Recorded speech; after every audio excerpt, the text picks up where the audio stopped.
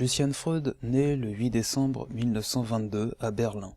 Son père, fils de Sigmund Freud, est architecte. Juif autrichien, il décide de s'installer à Londres en 1933 où ils partageaient déjà leur vie depuis quelque temps. C'est une famille aisée, il ne fuit pas l'Allemagne. Le jeune Lucian sèche les cours, il joue au ping-pong, c'est un enfant difficile, nous dit-on. Il montre un certain don pour le dessin, on le met à l'école centrale d'art, où il commence enfin à travailler. L'été, il s'isole au Pays de Galles, dans une ancienne maison de mineurs, avec des amis étudiants, et ils peignent en continu, tous ensemble.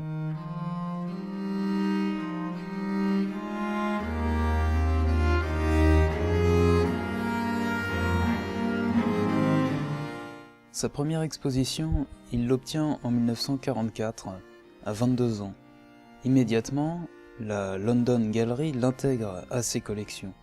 Le mécène Peter Watson s'intéresse tout de suite à Lucian Freud et lui permet de rencontrer Chirico, Picasso et Giacometti. Freud, à tout juste 25 ans, fait déjà partie des peintres sur lesquels il faut compter. Francis Bacon devient alors un ami important, tant artistiquement que sentimentalement. Tous deux vivent à Londres d'ailleurs toute leur vie.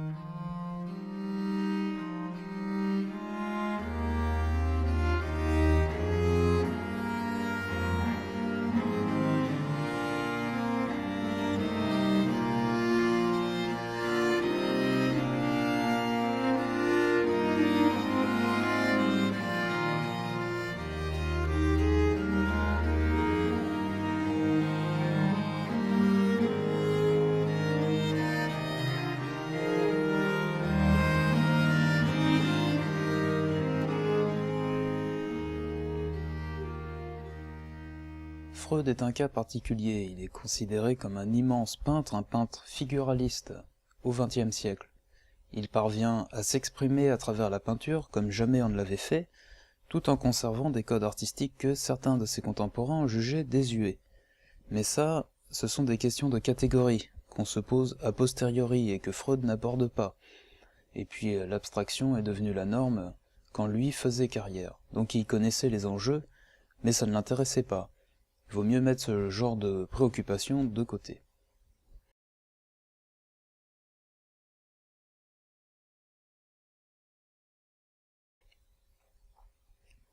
Dès ses premières toiles, on remarque un style personnel affirmé, le trait est libre, et il a un rendu de la matière extrêmement rigoureux, avec énormément de détails. Il refuse les influences, et pourtant, on retrouve les animaux de Soutine, la naïveté du douanier Rousseau, je le lis partout donc je répète bêtement, la puissance d'El Greco, l'intransigeance d'Ingres, la douleur de Giacometti. Après une courte période surréaliste, assez peu passionnante, il trouve son style et y reste jusqu'à la fin de ses jours. Ces modèles montrent qu'ils ont conscience du regard. Ça crée une intimité encore plus forte avec le sujet. Ces tableaux nous interpellent de cette manière. Le portraituré sait qu'on dresse son portrait et que des spectateurs le scrutent. Ils ont quasiment tous un air indéfinissable entre la soumission et le défi. Peu importe qu'ils semblent heureux ou tristes, il y a systématiquement cette ambiguïté, cette tension sous-jacente.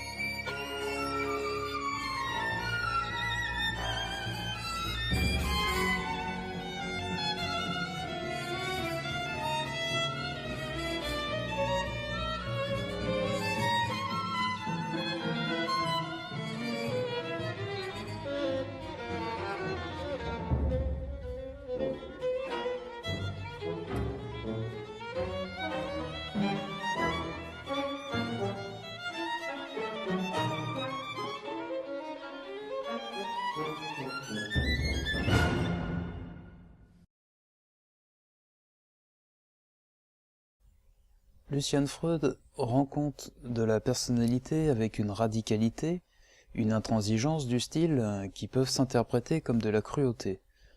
Je trouve cette explication séduisante, mais lui, il s'en défend. On pourrait l'apparenter au néoclassicisme, vu le réalisme poussé dont il fait preuve, poussé jusqu'à l'extrême, n'hésitant pas à tordre la réalité. Quand on se concentre sur un élément d'un portrait, il a l'air photoréaliste. Par contre, si on a une vision d'ensemble, tout paraît différent, comme une sorte d'équilibre précaire, ça rappelle Cézanne, comme lui il peint millimètre par millimètre. Chaque toile est un tour de force, et insiste bien pour nous le dire, pour nous le marteler, il accouche de ses œuvres dans la difficulté. Freud ne cherche pas à plaire, il ne se complaît pas dans la facilité, et ce de façon maladive.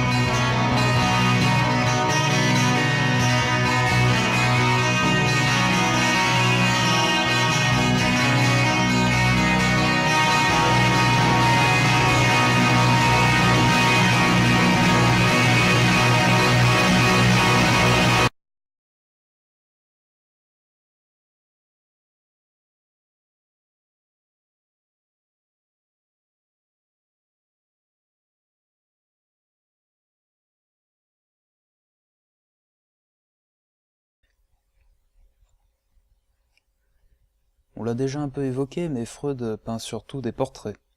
Ils ont cela de particulier qu'étant tous très différents dans le cadrage, dans la composition, dans les couleurs, cependant on reconnaît tout de suite leur auteur.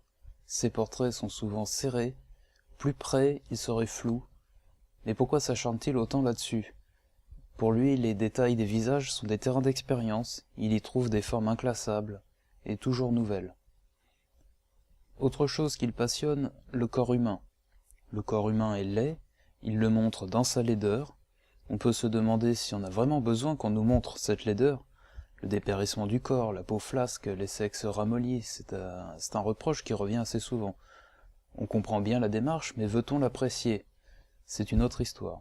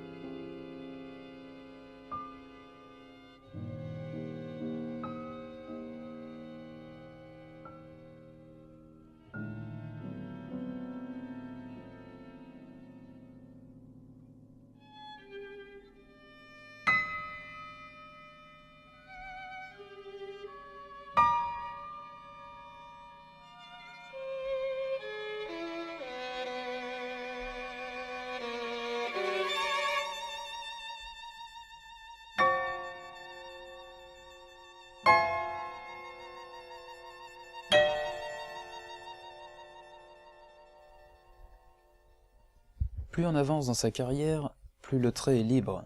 On voit jusqu'au poil du pinceau, on voit la peinture. Un tableau qui nous montre sa condition de tableau, une peinture dont la technique apparaît ouvertement. Il y a quelque chose d'impudique là-dedans, et en même temps c'est très direct. Ça ne s'embarrasse pas de formules de politesse pour nous dire ce que ça a à nous dire. C'est cette approche brutale qui peut parfois mettre mal à l'aise. On a pu le constater avec le portrait de la reine d'Angleterre en 2001, une œuvre puissante, implacable. La polémique autour de ce tout petit tableau était franchement excessive. C'est le propre d'une polémique. Ce qui m'a surpris, moi, ce n'est pas la laideur présumée du portrait ou son air ironique, mais plutôt son format. À cette période-ci, Freud peint des toiles à taille humaine, et il choisit de réaliser ce portrait officiel sur un tout petit format. Avec un cadre très très serré, la reine semble piégée.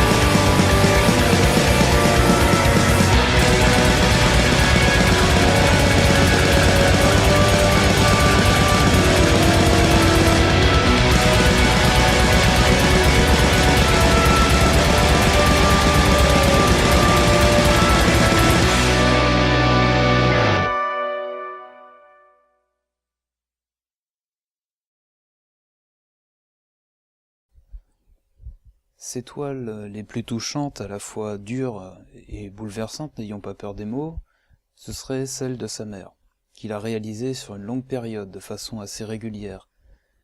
Le père de Freud décède en 1970, sa mère tente alors de se suicider, mais elle est sauvée in extremis par sa sœur. La mère de Freud reste alors silencieuse jusqu'à la fin de ses jours. Lui va la peindre, à défaut de pouvoir lui parler.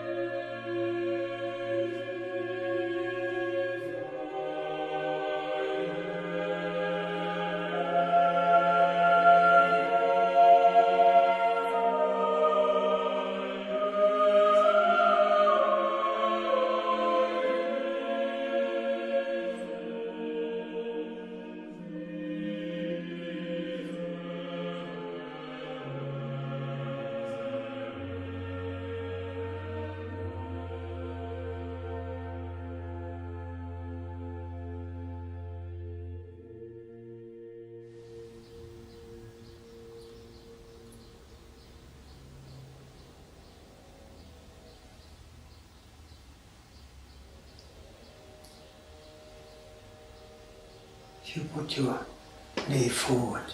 Yeah, absolutely.